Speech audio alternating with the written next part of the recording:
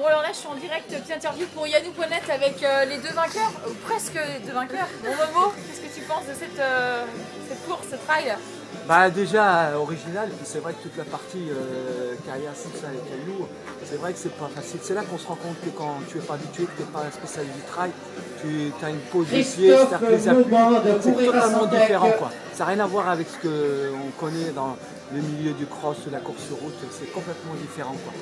Et qu'est-ce qui a fait la différence aujourd'hui tu penses Christophe, quand est-ce qu'il a attaqué? Pourquoi tu as décroché? Qu'est-ce qui fait tes points faibles?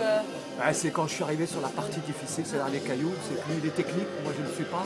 Stéphane moi je marchais, lui il courait et puis c'est là qu'il a pris la distance. C'est impossible de faire comme lui, j'ai aucune notion, j'ai pas les mêmes appuis, il a une façon de faire que moi je ne connais pas, que je ne maîtrise pas et c'est là qu'on voit la différence, c'est là qu'il prend de l'écart. Est-ce que tu penses que si tu avais pris un peu d'avance sur les autres épreuves, tu aurais peut-être aujourd'hui t'en tirer un peu mieux? Je pense que oui, je ne serais pas resté avec lui, parce que je me suis ménagé de toutes les épreuves. Pascal Gibori qui nous vient de l'Orne. Toute la partie qui avait que du chemin, la plage, j'étais avec lui, quoi. Il n'arrivait pas à me lâcher. Et puis après, c'est surtout la partie difficile. Mais là, tu n'as pas réussi à prendre un peu d'avance justement sur ces parties chemin? Non, parce que je voyais pas laisser, puis je me ménageais, c'est-à-dire que moi, je suis venu plus pour apprendre, pour prendre une expérience, apprendre et puis découvrir ce que c'est vraiment le milieu du trail, pas pour, je veux dire, m'exprimer. Après, une fois qu'il y a une maîtrise et tout, c'est vrai que là, la gestion elle est différente. Et du coup, comment tu abordes maintenant les gendarmes et les voleurs, parce que c'est dans une semaine? Déjà, j'ai appris, parce que c'est vrai qu'il m'a servi un peu de, comme on dit, de conseil. J'ai observé un peu tous les faits gestes, la façon qu'il se ravitaille, la façon qu'il attaque, les techniques. Maintenant, je crois que les gendarmes et voleurs, j'ai pris une expérience. Je sais déjà ce que je vais faire, comment je vais gérer la course. C'est pas la même configuration de course quand même. Il y a beaucoup plus de montées longues, mais il n'y a pas le caillou très instable. Une partie un peu, mais très courte. Donc ce sera plus facile pour toi, je pense. Ok, merci beaucoup pour cette interview. Bon, alors là, on est avec la championne quand même. 3 participations, 3 victoires, Béatrice Evenot. Alors ah ouais, heureuse, parce que je croyais pas trop, mais en fait, avec l'expérience, effectivement, ça fait. Je sais me ménager davantage et puis il n'y avait pas trop de concurrence, donc tant mieux pour moi.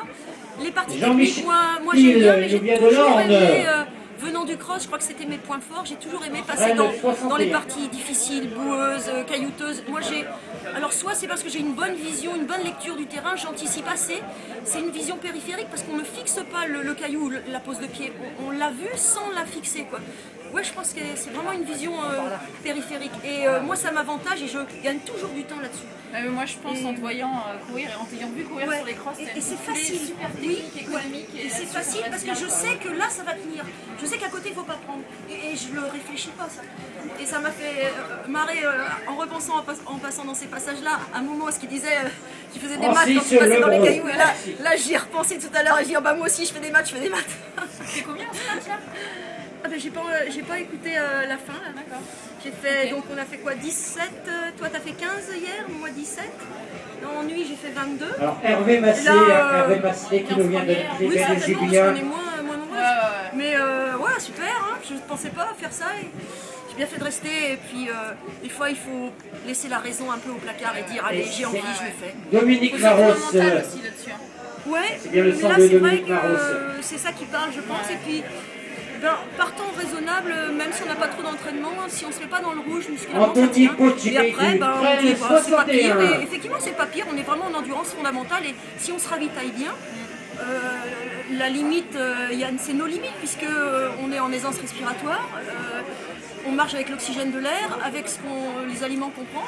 Après, s'il y a quelque chose qui chauffe musculairement ou articulairement, c'est ça qui peut nous arrêter. Mais sinon, on est en équilibre. Donc, nos limites, ça veut dire quoi? C'est quoi le prochain défi? Non, nos limites, c'est ça. Alors, je pense que la limite, c'est le mental. Là, connaissant le parcours, on a des repères. Telle pointe, on se dit, il reste là, on est à la moitié course. Là, ils nous ont mis en plus les 10, les 20 km. Puis, faut pas le dire, mais c'est un petit peu plus court que la distance annoncée. Donc moi, ça m'a arrangé. Les prochains défis, alors du coup, j'insiste. Non, les prochains défis, les France allez, les France de 5000 en vétéran, allez, c'est dit. Parce que le j'ai titre, pas encore inscrit. Oh, le titre, oui. Je ne sais pas, mais déjà le faire pour dire que c'est le dernier 5000 de ma carrière, c'est vrai, il faut l'avouer. Nous sommes témoins, Yannou, nous sommes témoins. Béatrice participera donc au championnat de France de 5000 mètres avec pour objectif sûrement un titre et son dernier 5000 mètres. Oui, oui.